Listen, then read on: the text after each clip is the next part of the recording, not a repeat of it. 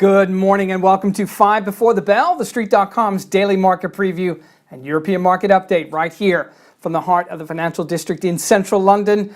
I'm Martin Bakadax, London Bureau Chief here at TheStreet.com.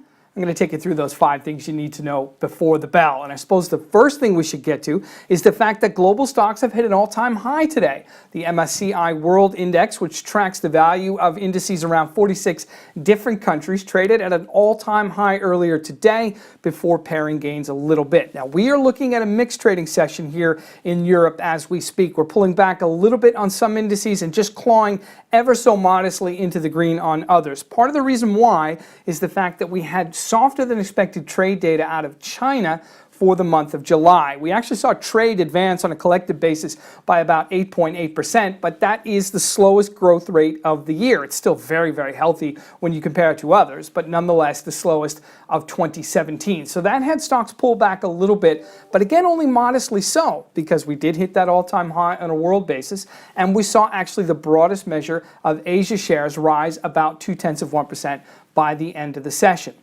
I think what we're seeing in Europe as well is a healthy pullback amidst lower than expected volume. I say lower than expected, but it's probably not so because we are getting into the throes of the August holiday season. But we also had a pretty significant spike downward in German exports. Actually, they fell 2.8% in the month of June, and that is the steepest decline we've seen in about 2 years. So there's enough of a reason for shares to pull back a little bit, and Wall Street is called essentially flat at the start of trading, at least on the basis of futures prices right now. But it is healthy to see the broader global measure of stocks rise to that all-time high, even when we are looking at a little bit of a pullback in China trade. As a caveat, though, I probably should mention that China's U.S. trade surplus only fell just a little bit, and it's still within touching distance at 25.2 billion US dollars, of the highest it's been since October 2015. Okay, let's move on and talk about CBS. It's called a little bit higher in pre-market trading right now, but the most watched network in America, and indeed one of the oldest, actually had a pretty solid second quarter. They beat on both the top and bottom line in their earnings report by a penny on the top line and decently on the bottom line with sales of about $3.3 billion.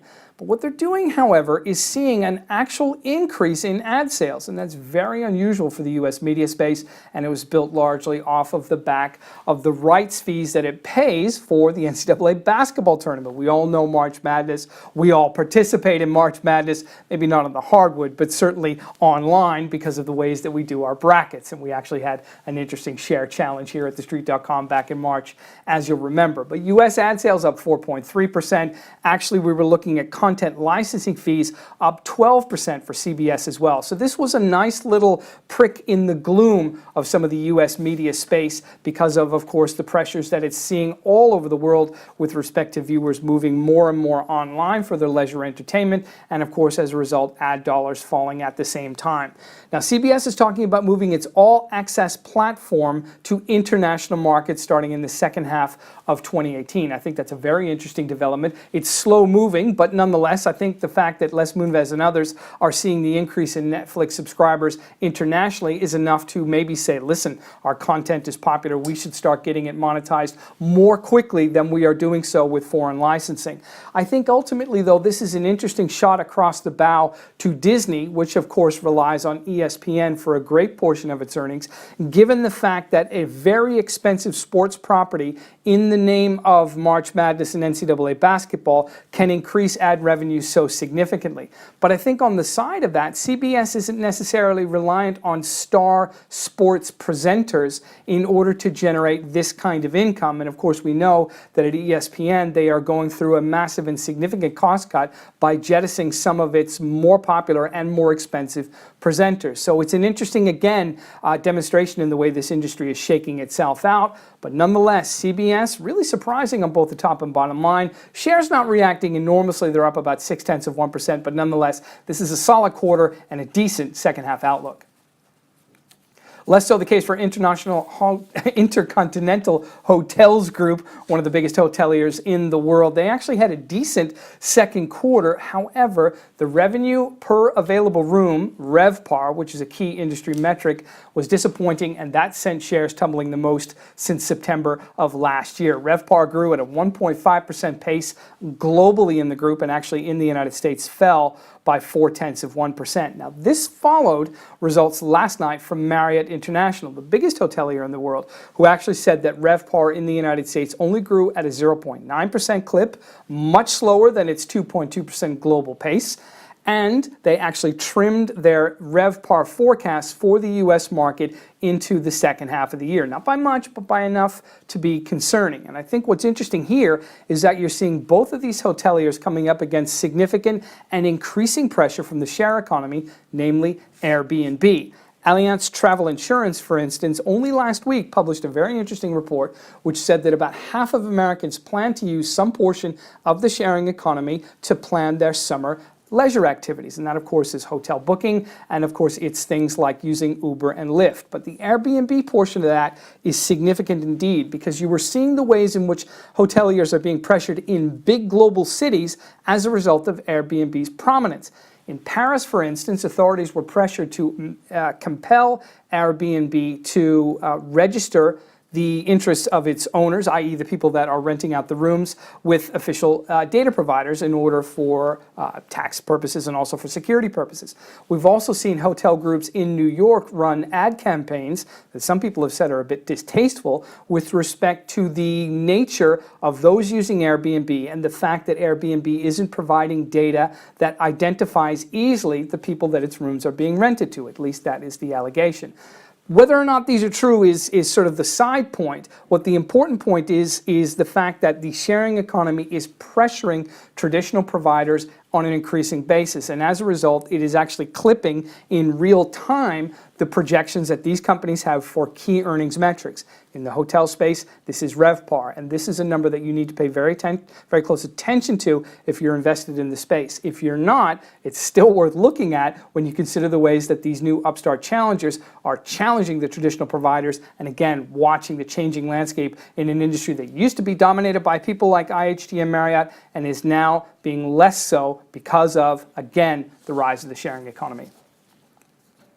Google is another big story that we are looking at today, and it's embarrassing, and it is an embarrassing one for one of the biggest tech firms in the world. As it turns out, they have let go the author of an internal memo which criticized the group's diversity ambitions. James Damore is no longer with the group. He was an engineer who had been, well, embroiled in a bit of a maelstrom over the last 24 to 48 hours as a result of a memo that was only intended for Google employees but subsequently went viral. In it, he attacked, or certainly appeared to attack, the company's diversity ambitions and also said some things that were, well, to put it quite bluntly, distasteful with respect to gender and sexual bias. He was fired as a result of this and for propagating these kind of stereotypes. Now, he also addressed some perceived political biases within the group, and that gave the story a second life. But it's an interesting one from a couple of perspectives.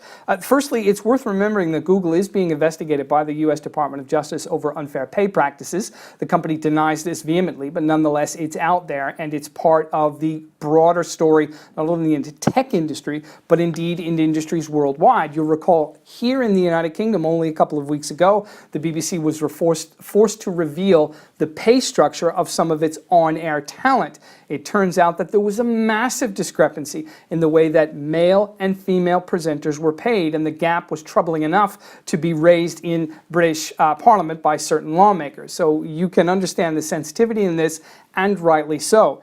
Google's workforce is about 69% male, and in its tech space, it's even higher. Now, this, of course, raised troubling questions about the tech culture in and around Silicon Valley. We talked a little bit about this with respect to Uber and the ouster of CEO Travis Kalanick for an allegedly toxic culture that favored male employees over female and actually created gender bias and hiring practices as well. Again, difficult to say whether any of this is actually true in terms of the gender bias, although the numbers do seem to suggest that women have a much more difficult time rising through the ranks in corporations all over the world, but particularly in tech. I think also, irrespective of what you think about the contents of the memo, and much of it was troubling and has to be said, the fact that an employee can be fired as a result of this does raise questions about free thinking and innovation in a company that requires exactly that in order to grow its earnings and to grow its business. I'm not equating what Mr. DeMoore said in the memo with free thinking, but what I am saying is that if people are concerned that their out-of-the-box thoughts are going to be snuffed out by corporate culture and indeed may even result in the loss of employment, people are going to be less likely to express those views, and that can have a cap on innovation. Again, not to equate innovation with the views that were expressed in the memo, but nonetheless, Google has found itself entangled in this story, and because of the DOJ investigation, probably had to react more quickly than perhaps it would have liked to. Okay, let's take a look at Wall Street. As I say, we are called essentially flat, maybe drifting a couple of points to the downside at the open, but it'll be difficult to say whether that's going to stay through the entire session. Wall Street will, of course, have Walt Disney earnings to contend with today. The calendar of economic earnings, though, is slight and probably not going to move the needle in any great direction. Oil prices are drifting just a little bit higher. That might be the result of a slightly weaker U.S. dollar or simply the fact that OPEC members are meeting in Abu Dhabi as we speak, at least on a technical level, to talk about ways that members can come together on compliance and be a little bit more disciplined in meeting that 1.8 million per barrel production cut that they have, of course, extended into March 2018.